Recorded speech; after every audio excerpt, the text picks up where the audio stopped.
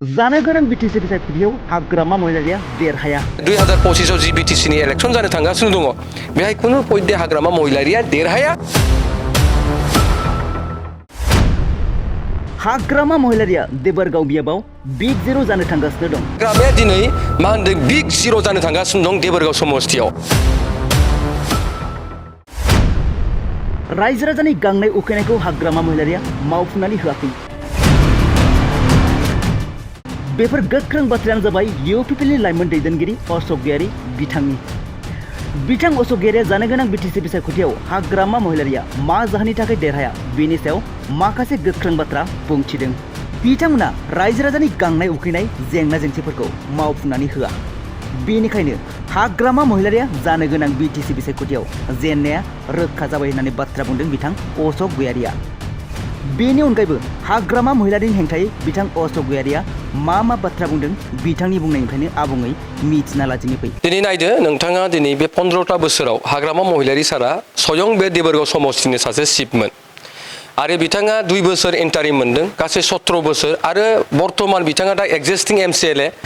बर्तमान साननैसोनि उनावनो बे आगस्तनि गेजेरावनो जेब्ला एमसिसि जागोन अब्ला बिथाङा 22 बोसोर नैबे देबरगाव समस्थिखौ बिथाङा दखल खालामना दोन्दोंमोन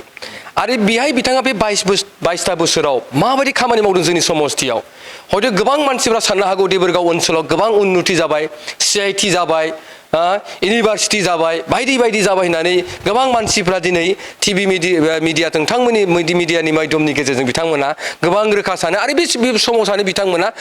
हाग्रामायानो सासे सक्तिशाली नाथाय हाग्रामाया दिनै सक्तिशाली नङा हाग्रामाया दिनै मा होनदों बिग जिर' जानो थांगासिनो दं देबरगाव समस्थियाव मानोना बिथांमोना रायजो राजानि गांनाय उखैनायखौ रायजो राजानि सिन्था धाराफोरखौ बिथाङा मालाबाबो मावफुंनानै होआखै जायनि जाहोनाव दिनै जोङो गामि गामि थांनानै दिनै न'खर न'खर थांनानै गामि ओनसोलनि रायजो राजानि जेंना जेंगोनाखौ इउपिपिएलनि आदर्शखौ लानानै जों खामानि मावबाय थादों आरो बेनो जोंनि नीति इउपिपिएलनि मोनसे नीति दा बे हिसाबै दिनै जोङो पार्टियाव थानाय हिसाबैनो पार्टिजोंनो लोगोसे जे ससियेल एक्टिभिटिसबो थानानै खामानि मावनांगौ सुबुं समाजनि थाखाय खामानि मावनांगौ बेखौ जोंनि मानगोनां प्रमद बर' सारा जोंखौ फोरोंदों दा ओंखायनो आं सानो दिनै देबरगाव समस्थियाव खुनु पयदे खुनु रायजोआ जे देग्लायनि जि आपकामिं जिथु माने 2025 आव जि बिटिसिनि इलेक्सन जानो थांगासिनो दङ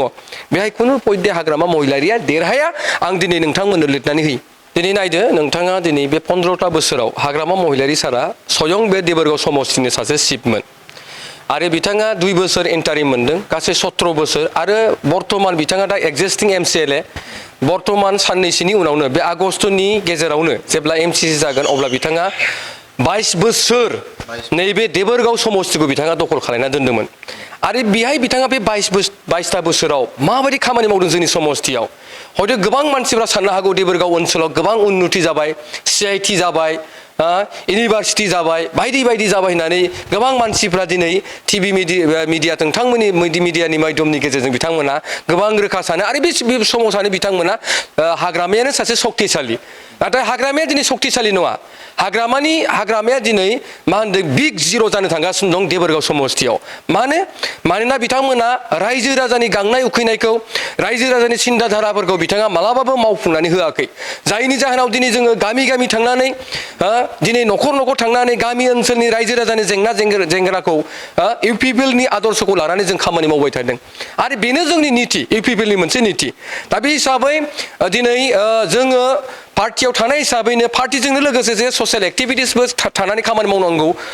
सुबुं समाजनि थाखाय खामानि मावनांगौ बेखौ जोंनि मानगोनां प्रमद बर' सारा जोंखौ फोरोंदों दा ओंखायनो आं सानो दिनै देबरगाव समस्थियाव खुनु पयदे खुनु रायजोआ जे देग्लायनि जि आपकामिं जिथु माने 2025 आव जि बिटिसिनि इलेक्सन जानो थांगासिनो दङ बेहाय खुनु पयदे हाग्रामा महिलारिया देरहाया आं दिनै नोंथांमोननो लिरनानै होयो